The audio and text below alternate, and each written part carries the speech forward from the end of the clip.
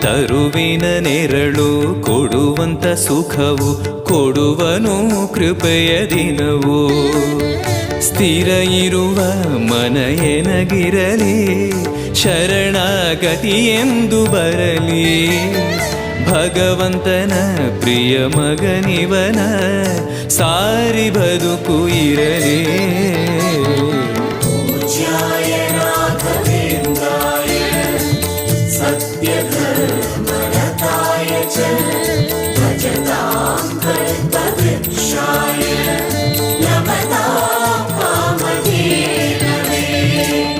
ಆಲಯವೆಂದರೆ ಮಂತ್ರಾಲಯವೇ, ಬೇರೆ ನಾ ಅರಿಯಲಾರೆ.